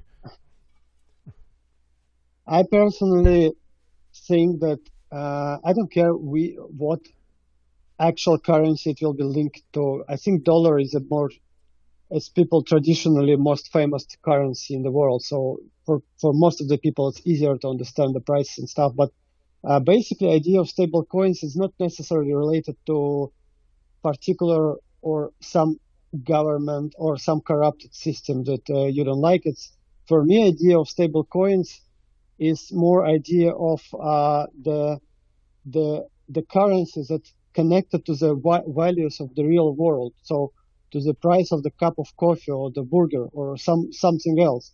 And dollar is in my eyes, it plays this role. It's just a anchor to real world values. I understand that the dollar probably not a perfect candidate for this because of it depends from the actions of the American government or whatever happens, or maybe it's going to be another war and dollar will be more expensive or less expensive. I'm not married to the dollar idea. For me, the stable coin is idea of the token that is linked to the real value of the real world, because one of the biggest, from my perspective, the stable coins are the most valuable assets in the crypto because nobody gonna pay with the bitcoins. Not only because transactions are slow, not only because it's expensive, not only because of other properties, but because Bitcoin is getting more and more expensive. More it's involved in the economy, more it's going to be more expensive. And for that reason, people don't want to sell Bitcoin. They never want to pay with it for the coffee or whatever. They want to hold it. So what people do, they just borrow stable coins against the Bitcoin and pay with them. Because you can pay with the stable coins, you don't you use your valuable part which will be more and more expensive for the future. You keep it as a collateral forever. So if it's not stable coin, it's never going to make to the regular payments. It should be stable coin in terms of monetary system, because if you use just a Bitcoin or just Monero or just a Bitcoin Cash or something, it's never going to make it to the financial transactions as it should be. It's always be something that hold back because the people will always think, oh, this is going to be more expensive tomorrow or in 1 year or a few years. So it's going to be more accumulated in a cold wallet, less involved in the economy. It's going to be overly inflated. But the price will be overly inflated. So it's going to be a really unstable system, which won't make sense. You always need a second part which will be connected to the price of the real world goods, like cup of coffee or something equal to this. When they make the offer, they're going to make a crypto based on warehoused gold or silver. Or so I've seen these efforts before. I go, yeah, pinky swear. Where's that? Show me, And that's where it always breaks down. And when Bitcoin first started, and people, on the show, we, talk about it and everything, and they were like, what's its intrinsic value? And I go, I'll tell you what its intrinsic value is. It's how much gold and silver you're willing to give up for its features. What does it allow? How fast is it? How cheap is it? The sanction thing like you were talking about. I could see privacy in exchange of value, that's a big thing. And the speed of it and how easy it was. I mean, I got a bunch of $100,000 hoodies in my closet. I mean, I was, spending Bitcoin because we knew, and this Roger Ver and I and some of the others, we knew you had to create it in commerce. So I was buying services. I mean, I was getting a deal. Now, of course, they're getting a better deal because they're getting the Bitcoin. But, it was to build up. So that's why when ZANO came up, Roger and Aaron and these guys, made sure I was able to, get access to ZANO, to have that, to start the same thing, that we're starting to spend it into the community. We're getting them to see how easy it is and the uses of it and the different things. Now with a stable coin linked to whatever, the dollar, don't matter, how easy is that? Do I go on my ZANO wallet and I go, I want to buy this thing, and it automatically goes to a stable coin? Do I got to have a bunch of Freedom dollars in there already? How fast is that transaction for me to use my ZANO in a stable coin purchase? I actually 100% agree with you. So when you buy ZANO, or if you talk about value of ZANO, it actually represents technology only, and the job of ZANO network is actually to transact. That's the only job the network does. The main job is just to be environment for the transactions. And as we want to other people to build the stable coins or whatever they want to build, they can build transparent system. They can build something from business perspective, something that will be backed by gold or backed by dollars or backed by something else that people will trust. But then to transact it, that's the job of ZANO, to make secure transaction. And with each transaction, you pay a little tip in ZANO, which is burned. So this creates that's how we see the value of ZANO. So it's basically, it do its job, and the people who are involved in this job, who are actually running validators and stakers that make network transact safely, they are getting rewarded with this, with the staking. I think it's very fair model, and pretty fair because you do your job, and for this you're getting some reward. From this perspective, I think it's a fair approach, because you see what happened in crypto in a space after the first fork of Bitcoin came up, the Litecoin. So the idea of crypto was to solve the banking problem or the government problem because they're minting a lot of money, and every time they print a lot of money, they basically put the hands in our pocket and dilute this the coins that we have. And originally, crypto was trying to solve this problem, but what happened is even worse, because then a lot of projects pop up, and every project mint a lot of money with itself, and then they promise, "Oh, we are the money of the future. We will be the next money." How are you different from the Bitcoin or from Monero or from something else? It's hard to explain, but it's kind of unfair that you create your own kind of bubbles. So it became even worse, and we came to this understanding after we were looking in the industry for the last 8 years, and we saw that, okay, but the great job is done by Ethereum.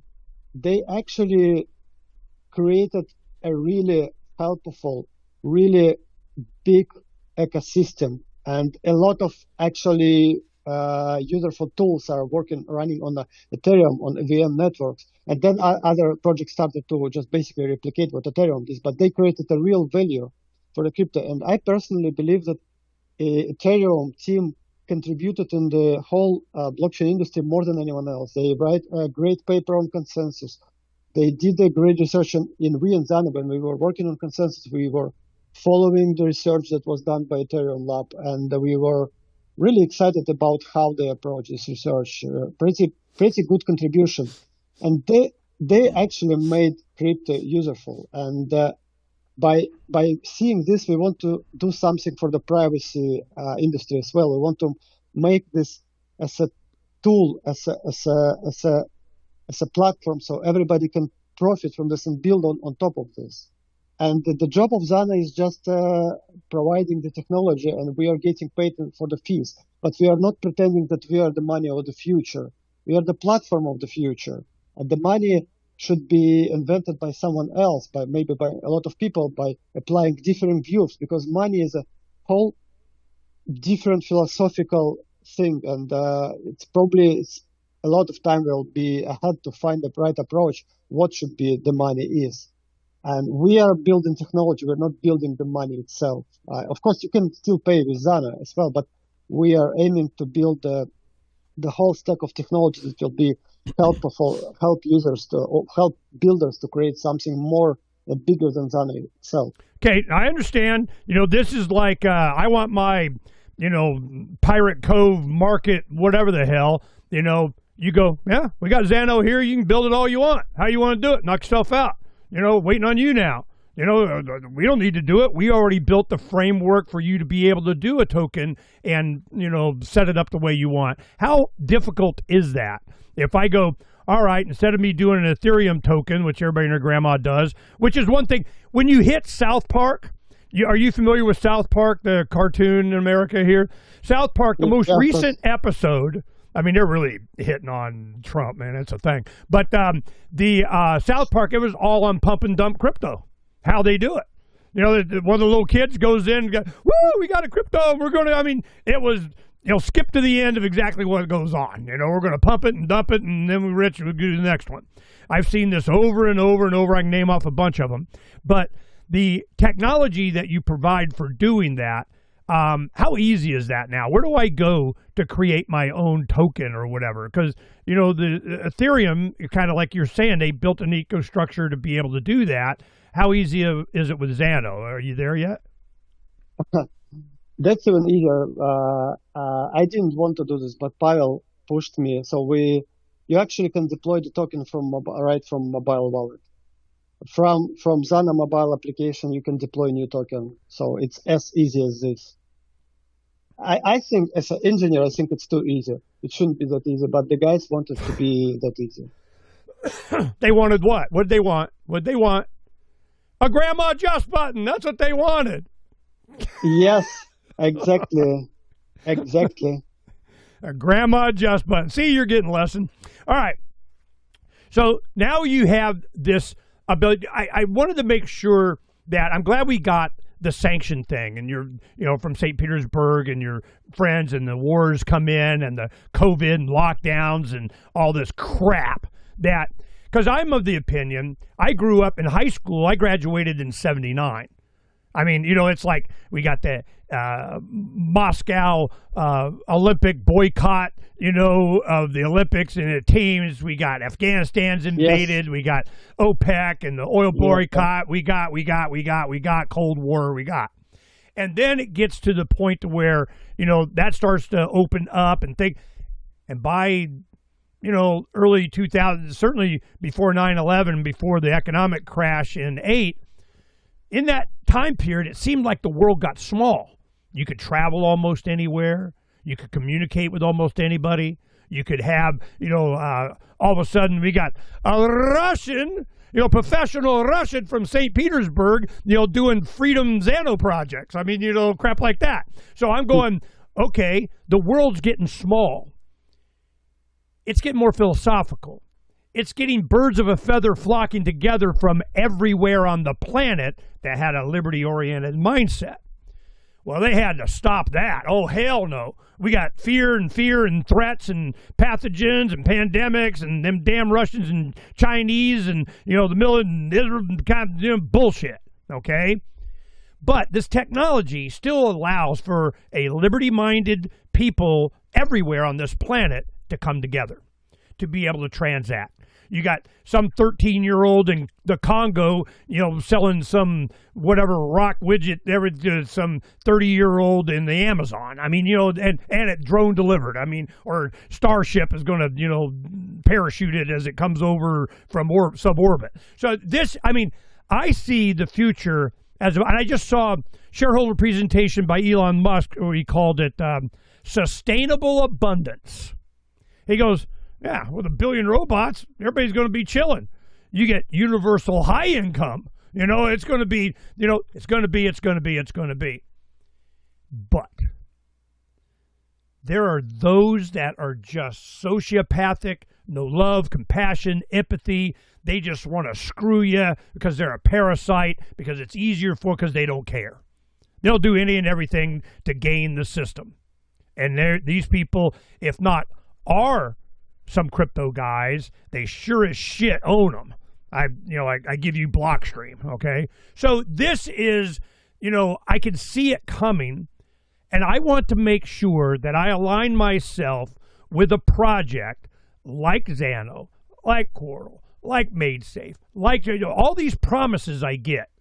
I will put forth the effort of promoting the tech because of what it provides the liberty community, what it does. Imagine, non-technical buggy riding Amish people, on ZANO selling their rocking chairs. I mean, woohoo, you win, So this is, you need to have the freedom component of this, which means no control, which means no permission slips, no permits, no grants of you're allowed to have a business from the crown of whatever the hell, that you can just do it. I'm looking for that. Whoever's developing that on ZANO with the core technology that gives me anonymity and privacy, this is why I'm here. Aaron knows that. Roger knows that. Everybody knows that. That's why I get contacted. Because I've been screaming this forever. Because from the beginning, in 2009-10, when we first started promoting crypto as a liberty concept, as a decentralization away from the Federal Reserve and central banks like that, then all of a sudden they get all cryptoed up. Woo, yeah, we're going to program the money. We're going to make it do what we want it to do, which is what they, them, those want. The ones who won't leave us alone. That's what they've been doing all along. Your technical abilities into creating whatever is asked for has to be asked for. So here we have the market, and I'm trying to be as influential as I can to convince you Pavel, Aaron, everybody, a lot of people I don't have to convince or help convincing me, but I am trying to convince you that there is an enormous opportunity for the features that ZANO is promising with speed, cheapness of transaction, decentralization of control over the blockchain, the ability to do markets and so on, and communication, which is what we're setting up with our mesh networks on satellite and all that stuff. So that's where I'm at. If that's what you're providing and where that's going, count me in. I want to help. I've been trying to help with these projects, and they just never quite take off. And it was always money. Not for lack of it. It's for them buying them out. They just come in, woo, man, you're done. Here's a shit ton of money, more than you ever were going to do, kind of ever, and it's ours now. Oh, and that freedom thing, we'll put that on the back burner. So that's why it was important to me to understand why you're motivated by this, why you're doing it, and the fact that you're in your mid-40s means you're not in your mid-20s. You know, you have a little bit of life experience ahead of you a little bit, and what feeds your soul a little bit more than others. So before we wind it up, I wanted to get your comment on that rant, on what our goal is, why we're interested, what you're building, the different projects that are coming to you for integration of tech to allow for them to do whatever. And then with that view, how long are we looking at before I get what I want? Basically, you already have what you want. From what you described, we are not a startup that's promising something. We already delivered everything that we promised, basically, even more. What we are doing right now is actually not something that we promised to people, but it's more needed for ourselves. So in terms of functionality or features, it's ready to build. Come on, try it. But we ourselves see very engineering space for improvement. It's very engineering. We have to enforce the consensus layer and switch to a pure proof of stake. But it's mostly lie in a very engineering part. So it's not, you will not, as a builder or as someone who uses them, you will not see much change. It's only people who actually read the papers and they can see the difference, so that the price of double spend attack will increase even more. So it will be more reliable technology. I also wanted to say something which is kind of opposite of what you're probably expecting from me. You have to understand this. We're doing our best to develop as fast as we can, but it's a very risky business. And as we are innovating, as we are building new things, we kind of put everything at risk, not because we want to give you more adrenaline, but because it brings the risk. Every innovation brings the risk, especially in cryptography, especially in building the protocols. And we can make a mistake at some point, and it can be ruined at some point. You have to understand this if you're planning to invest or planning to tell your friends about this. I want to warn you to be careful with this. Understand that we are innovation project. We are building new things, and we're doing our best. And so far, we didn't make a fatal mistakes for last 10 years. We've been lucky, but we also saw few times something that we didn't want to see. We saw problems that we almost left behind, like almost missed. And each of this problem can be fatal for the project. So whenever, it's not only about our project, every project that creates innovation, every project that actually builds something new, the same as, and you have a very few projects that build new things. You have Ethereum, you have Monero, which is also a very good project. One of the few are community-driven projects, and also they create a lot of innovation. You have Solana and a few other projects. And whenever you invest or looking into this, you have to be very careful. And that's what I wanted to tell and warn you, because I'm feeling that you're excited and probably like us, and we appreciate it a lot. We appreciate every support that we get. But every time I want to say that, guys, please be careful. Please look into this and educate yourself about what are the chances the project can go down because of some fatal mistake made in the one line of the code. That can Well, easily not happen. today. ZANO last couple of days has shot up. I just looked at my wallet. I go, holy crap! Damn. Okay. I mean, of course, it goes really? up and down.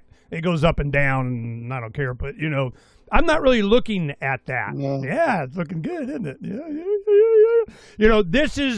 It's at 1552 now, and I think I got most of mine at 6, 7, half of that, or more.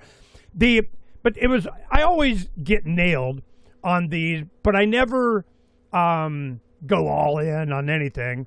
But I do select them for what the tech is, what they offer, what the promise is. That's why we have been so diligent in trying to get you on and working through schedules and getting everything. And it's probably the third time we've done a ZANO project, not counting the times with Aaron. But we went to the Ron Paul birthday party in Lake Jackson, Texas in August, and we had a big banner. And you probably have seen the banner. Oh, maybe you haven't. I'll show you here. And we were really pimping this, saying, look, the revolution will be decentralized. Now, Aaron goes on about it being tokenized. Everything's going to be tokenized. And I'm like, yeah, whatever, but let's go ahead and pull this up. There's Andrey, Nanny Purdy. This was a banner that we had all over at Ron Paul's birthday party, which was all the old guard activists and, Young Americans for and the youth of whatever and the, Ron Paul this and Lou Rockwell that and the Mises people of whatever this. We were pumping ZANO because this is one of the vectors, and it's because of the people behind it like you. I want to meet and talk to the people because it always comes down. I don't give a crap what people say. It comes down to the people. Now, then the technology eventually will take over. I'm sorry, you were going to say something? Go ahead. No, you said it's about people. That's from what I learned, that a lot of people who were actually supporting us, they was actually looking to the people first, and they wanted to meet with the team first and look into this. And I agree with this. That's most important part, probably. Yeah, that's why I do the why thing. So the people that are, one of the final things I wanted to make sure we got in the show is the people that are coming over and developing, doing their own thing, asking to work with you. Paul Play, I tell you, once he endorsed and had to come over, man, I knew that was a thing. So I had Paul on immediately to tell me all about your experience with ZANO. And because he is somebody I really respect in the space. There's not that many people that have held their ground, like Roger Veer, Aaron, Eric Voorhees. I wonder what happened to Eric. He used to be right out in front. Man, they made him a target. But this has been very interesting, and I wanted to know the people coming over, the people that want to be hired, the people that are working on the project, the people that are doing it, as staff or for free or whatever. What are they like? What is their motivation for coming over to ZANO? Because it's cool tech? Because they see freedom for humanity? What are the type of people that are surrounding the project? That's an interesting question. We had a very different people during the history because ZANO have been under radar for a long time. We've been working for almost 4 years and nobody cared about what we were doing. And even Roger, I actually like it about Roger that we got the first call with him, I think way before the Canon came, and he invested something, but he was looking at the project from the distance, and we didn't talk for quite some time. And only after we delivered the Arcanum, this big update that brought private consensus on top of hidden amounts and the confidential assets, only when it was brought to the main network, and it was already a couple of years after we had first time met Roger, he started to actively support us. So he was looking at the project from the distance and getting into it. It probably was studying us from the distance, which is very smart approach, I think. I mean, given that Roger is a very famous person, and I think a lot of people approach him and try to get money from him, and I think he is very experienced in this part. But we had very different people, not like Roger, because Roger never pushed us into something. He never told us what to do. We actually even asked him, because he showed so many support. We asked him, Roger, what do you probably expect from the project? What is your thoughts? And he said that you guys just do what Freedom. you do. And yeah.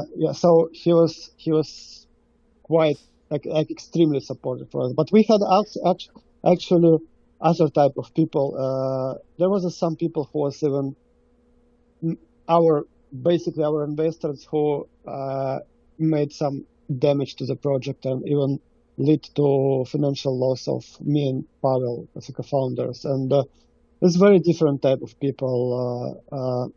We saw a lot of different type of people who was around the project, and especially at the beginning, it was so, even you can probably even make a comedy of this, how it was started the first and the second year. It was like crazy.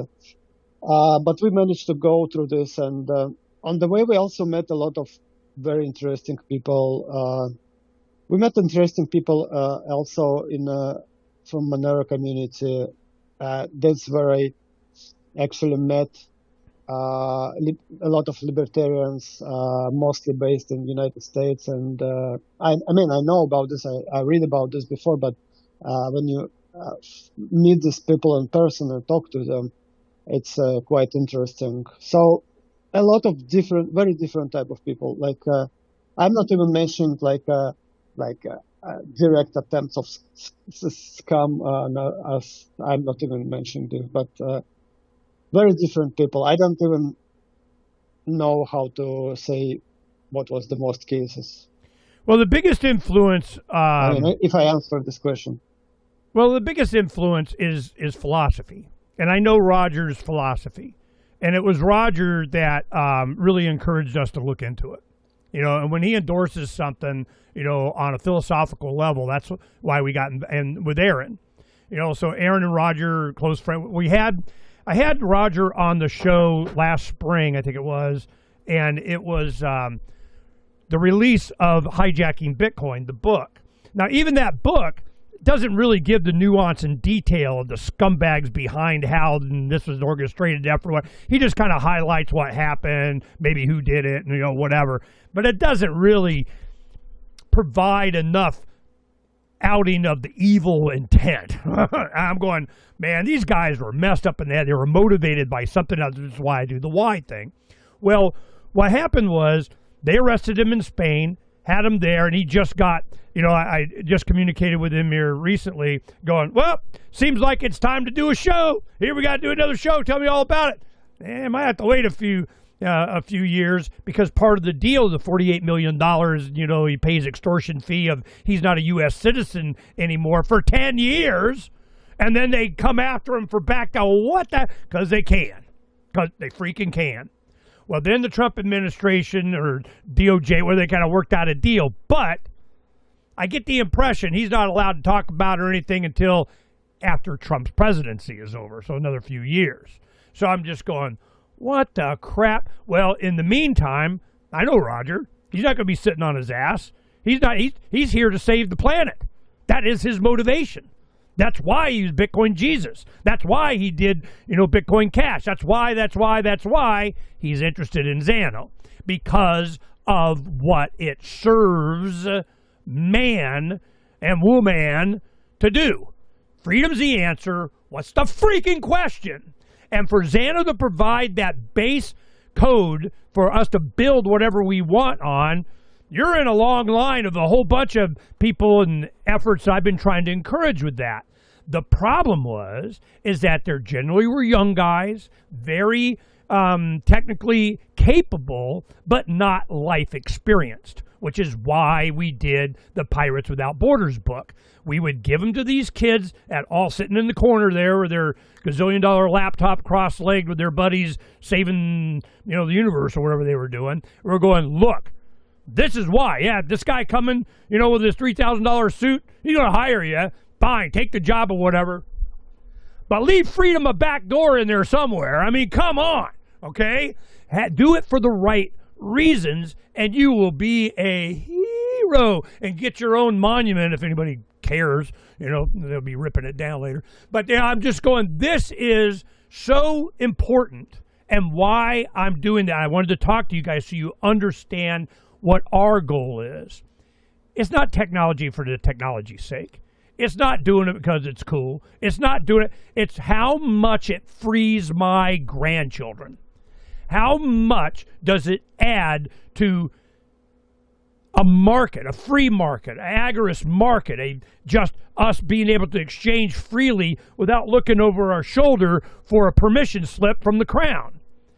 This is why, and that's what those letters in that was about. We would go the next day, and all these guys, a bunch of them, they'd just come in and they go, man, that was awesome. That was awesome. That was awesome. Gave us meaning to my awesomeness. This is why, and you can go read it. The letter's on, you'll understand. The point that we have here with you, keep doing what you're doing. I know you're head down and plowing technical aspects of it, but I want you to understand the long-term ramifications of privacy, of speed, of security, of ease of use, supplying these needs of a free market of ideas, and in that free market is freedom. And we're out here ready to implement it and to be an example for it, which is exactly what Roger and I and a lot of other liberty community, the Ron Paul Revolutionaries, the libertarian anarchists, leave me alone as voluntarists, narco-cap, whatever the hell, that don't get a lot of it. You hear everybody and their grandma on TV saying how libertarian they are, and they don't even know what the hell it means. I got Peter Thiel is Christian libertarian. He's going to explain, how opposition to AI is promotion of the Antichrist or some shit. I was like, what the hell is he talking about? This is so fundamental, and I'm glad that you came on, Andrey, and you finally took the time, and you gave me a couple hours. We probably won't have to go, well, it's almost 2 hours. That we are able to have this communication so you understand. People that have been in the political activist liberty space understand the importance of exactly what you're doing and why that technology is important, so that you have a why in your head of why you're doing it and what you're doing to serve what? To serve human freedom. And I know that's why Roger's involved. So keep that in mind, would you please? I will. All right. Go ahead, and what you need, and you're offering, you need, professional technology whiz kid want to come help kind of, take some workload off of me. Damn. Andrey's like, I got to do everything. Shit. I don't even know, who won, the last World Cup. I mean, I have no idea. I'm to head down plow. So I'm just, what is it? Your elevator speech of ZANO's doing saving the planet, and we need what? We need technical ability, partners, ideas in the community, participation. What is it you need? How can we help you? I honestly don't know how to answer to this question. We actually have everything we need at this moment, thanks to a lot of support that we have from our supporters. We have pretty much everything, and we're just excited of what's ahead. And I personally have a fear that at some point I will create some technical fail, so we're doing our best to not do this. But I think we good. Everything is great. Very cool. One thing that I'm so optimistic, and even though we got to go through crap, and the future of abundance is there, and the reason is because if humans can imagine it, You know, if you're presented with someone with a project and say, we need you to code this, do this, make this go work, and you go, okay, but it'd be really hard. I don't really care. Here's a bunch of money. Make it happen, you know? Well, sooner or later it happens. I mean, it's going to be, hell, we probably already got warp drive and time travel and teleporters and whatever. And every time I keep track of a lot of sciences and so on, I can see it advancing towards that. I mean, we're going to have fusion reactors here directly. So I'm just going, damn, what happens when we solve the energy problem? Oh, holy shit. Well, it's all about central control. If you're not in control, you're out of control. And the man don't like that. They want everybody in control. And they're making a big effort. Maybe, and the whole maybe it's a good thing. Maybe it's a good thing. Honestly, what I like about the blockchain and the open source community is that you don't have to be in control. So the ideas are actually in control. And even if something happened to the team of ZANO or whatever, whatever we did is open and will be picked up by whoever is interested. And I think this is the most powerful part. And I think it's great that I'm not in control, or whoever it is not in control of what's going on with the technology and open source community. I think it's a great part. I mean, if you understand what I mean. Yeah, no, I mean, you know, you have a single point of failure, you got a single point of failure, you know. But the I understand. Yeah. You know, one thing I wanted to make sure, I'm trying to get to it here. You know, one thing I wanted to make sure you understood is our philosophy and our whys from the beginning was this. From the ashes of Lady Liberty's torch, Freedom's Phoenix, Freedom's rebirth. That's what Freedom's Phoenix is about. I knew that about now, that for my grandchildren, they were going to live through it, but protected by, you know, their parents and grandparents and family. They're not going to suffer. They'll have food in their belly and a roof over their head, pretty much, and one reason why we're building out here in the desert. But there was going to be ashes. There is going to be, you know, consternation. There's going to be war. There's going to be economic upheaval. There's going to be. But then, from that, the Phoenix will rise. That is where you come in. So I wanted to make sure that you guys understood we are so expecting, counting on people like you and projects like ZANO that is going to have the next enlightenment and evolution of humanity on this planet as we go forth into abundance of energy, abundance of freedom of thought, of exploration, of humanity is amazing.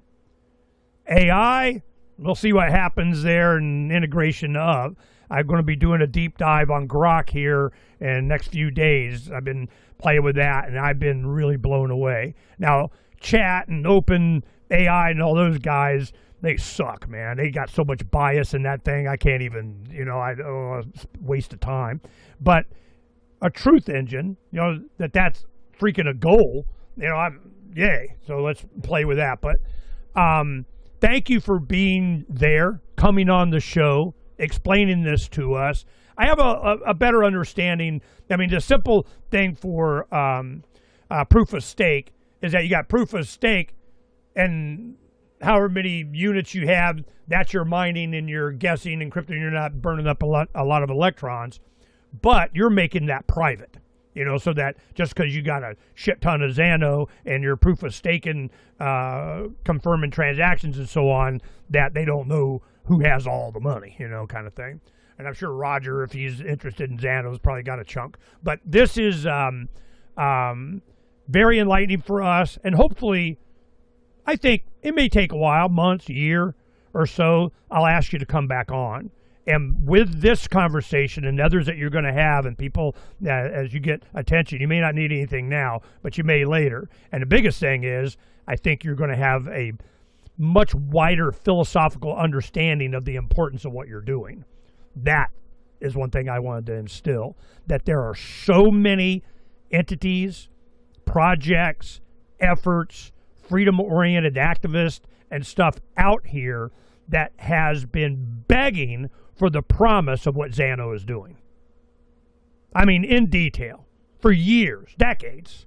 Yeah, I remember. I hope for this. Well, no, I remember the what was it? From crossbows to cryptography in like 1988. It was a letter that really influenced a lot of us in the crypto. And then they had eGold at the 2000, and then it went, and finally we got crypto. But we understood back in the late 80s that the reason it was called From Crossbows to Cryptography is the article was about why the kings outlawed crossbows, because it gave the peasants the ability to defend against a knight, and they got a bolt through their armor, and they went back to plowing. They go, oh, we can't give that much power to peasants, man. That for the same reason they were going to be against cryptography. Then what was his name? Absolutely, it's been like this for the whole history of cryptography. Yep. Yeah. And then when they came out with cases against cryptographer, and actually there was even story about Bernstein, who was sued for doing cryptography, and we use his work in the very core of crypto technology. Every coin we actually used his work, his elliptic curve that he created, but he was sued by American government for doing the cryptography research. Yeah, PGP, Phil Zimmerman or whatever. No, it's not a guy, but I mean, that's been happening constantly for a bunch of a lot them, of cryptography. Yeah, and it's always been like in a very tension between the research, the science, and the government, because it's they needed this to have academics understand the cryptography and this, but they're also afraid of the product of this research, because it can give the things that people will have like a security that government cannot break. So it's been like this for ages. And now they're trying to capture it. Now they're trying to control it. Now they're trying to make it serve the devil. They've been always trying to capture it. Yeah. Yeah. Stay in touch with us. Andrey, thank you for coming on and spending this much time with me. It was really important for me to have you introduced to the audience, to have this show available so they get to understand your motivations and the role that you play. But it was mainly also for me to express myself to you as a technical person on this project, to understand the importance of what you're doing and how it's going to be utilized and why by us activists and people involved in the liberty community out here. It was very, it's much wider and more diverse than you realize. And waiting on you now, okay? Well, you're not waiting, we're doing. But, it's you just keep doing it. This is going to have a lot bigger impact than I think even you realize, and probably more than what I realize. But the battle is on. This is it. This is the future of humanity. All the other wars and all the kinetic bomb dropping and all the politicians, diddling little boys and the FBI out and whatever, and the CIA going kind of whatever, doesn't freaking matter in comparison with the capability of the people to communicate and exchange with each other. That is the planet. And you supplying this mechanism for us to be able to build on and do that is going to make all that other crap pale in significance. It doesn't matter, and I don't freaking care. This is where the rubber meets the road. It is interface between individuals in commerce. That is where the peace is. Andrey Sabelnikov. I almost say it right. Thanks for coming on. It was a pleasure to meet you. The pleasure is mine. Thank you very much for inviting me, and thank you very much for supporting our project and taking interest into the project. And once again, whoever is interested in the project, please do your research, read the papers, understand the risks that we are doing innovations, that we are not copying any other projects. We've been building this from the ground, and we are doing our best to not fail, but it's a very risky job.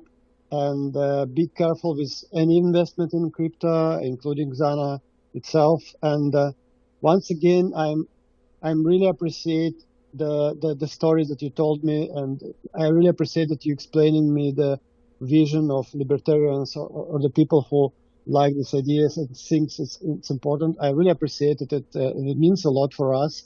to understand it, to understand these people, because we came from a very different cultural part of the world, and we live through the different lives compared to the people who live in the United States or other parts. So it's very interesting to have this conversation and communication, and looking forward for another meeting in a year or 2 years. Sure, that's gonna be great.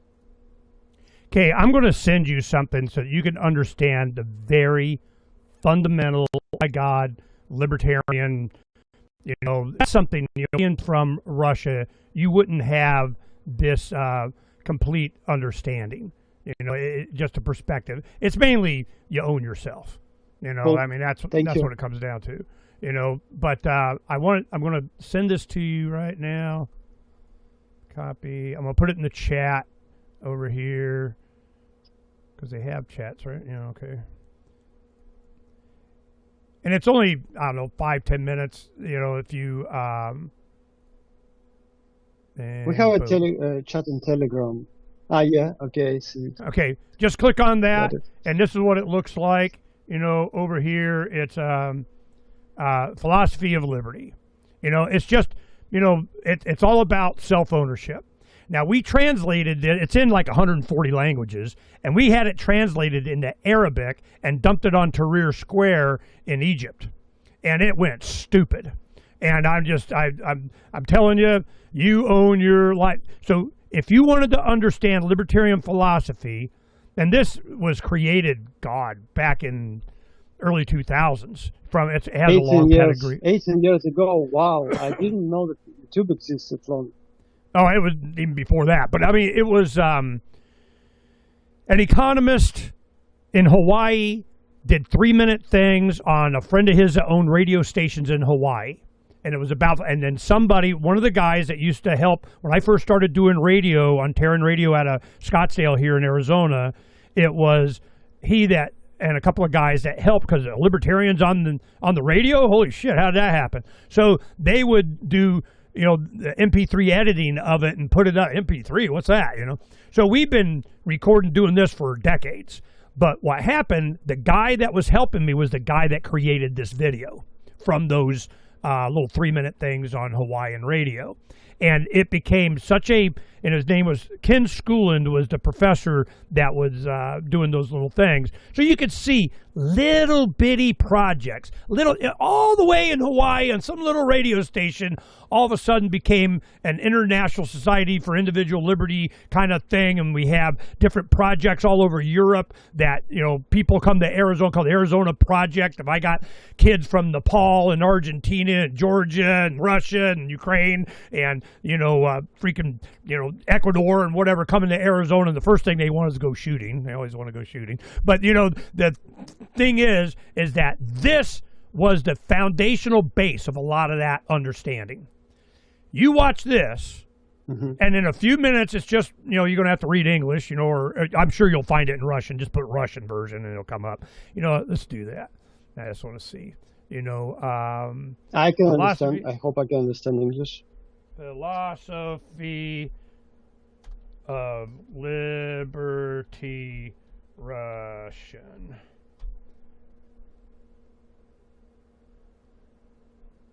I spell it right.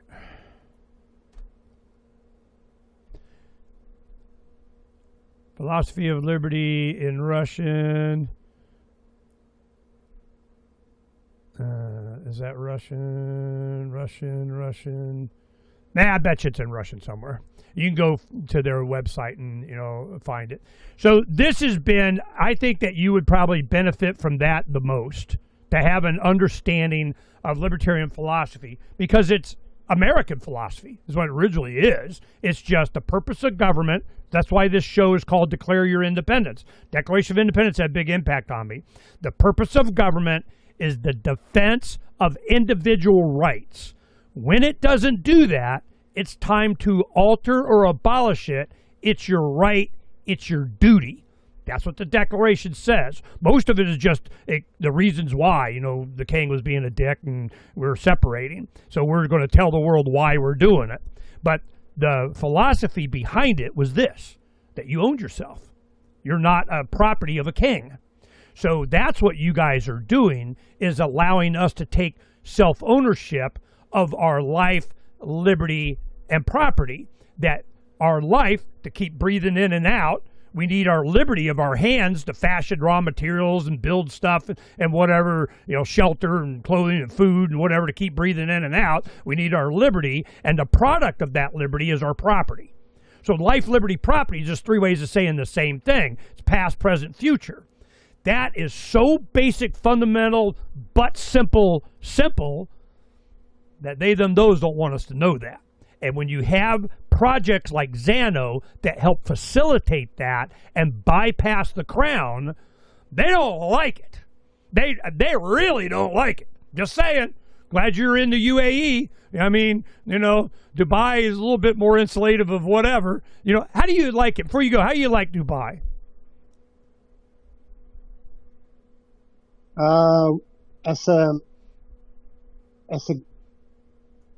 If you look into the government as a service, it's the best organized country we ever lived in or traveled. They very smart here in terms of how to make things right for the people, for everyone who is working here, who is staying here, who is making business here. The weather is hard. Not everybody can handle the heat, and it's the hardest part. So basically, it's a desert, like on your picture that you're showing, this your place that you're building. It's look exactly like Dubai. Sand is everywhere.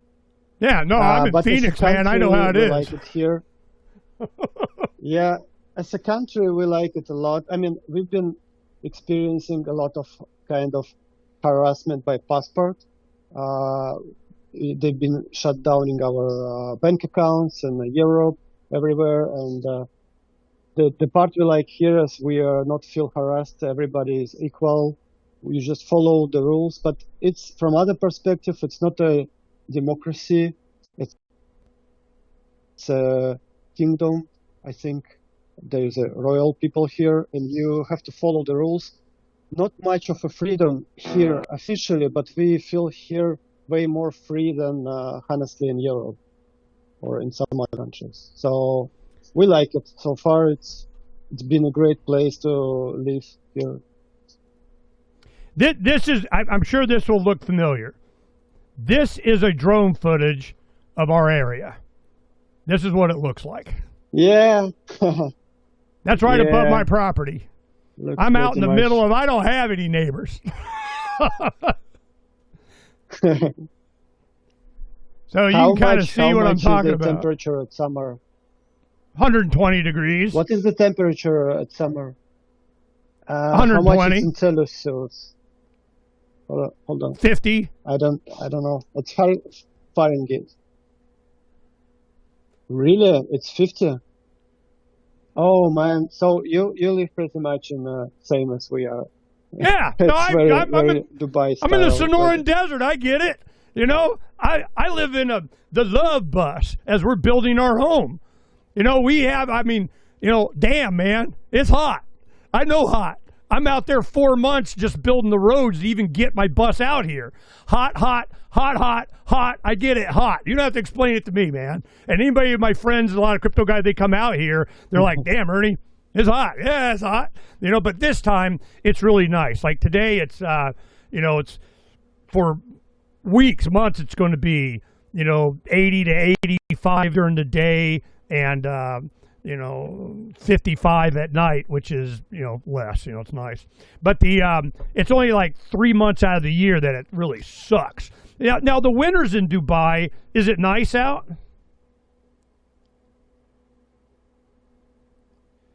Is it nice in the winter? What you said? Is the weather nice in the winter? Yes, it's actually high season in the winter here. A lot of people are actually visiting Dubai at the winter, December, January, February is the high season. In the summer, nobody comes here. It's a dead season. Even people who reside here, they normally leave for July and August sometimes September for a couple of months away from Dubai to travel if they can afford it. So yeah, that's winter is the best part to visit. Yeah, no, I'm hip, brother. No, I understand. I get it. You know, I'm 50. I get it. 50. You know, our pool, it's mid-November, and we have a pool out here, and it's still 78-degree water. Now, we have a top over it. We're like, damn, we can go swimming again. Yes, I almost did yesterday. I'm like, damn. You know, so people, have to understand it, even when it's hot, but the rest of the year, it's awesome. Thanks for coming on. We could go for a long time, and we hit 2 hours and 9 minutes. Woohoo! We broke the 2 hour. That's what I wanted to do. All right. This has been very enlightening, and hopefully, Andrey, I'm hoping that it was encouraging to you, and you had a lot better understanding where we're coming from. Please watch that Philosophy of Liberty thing, and you'll get an understanding of not just libertarianism, but the real heart and soul and core of American heritage and philosophy. What you see on CNN International and all this other bullshit doesn't matter. That's why there is an alternative media. That's why there is the Ron Paul Revolutions. That's why there is a whole nother aspect of what we're doing that is supported by so many different people. That's where support for crypto came from. That's where, and why.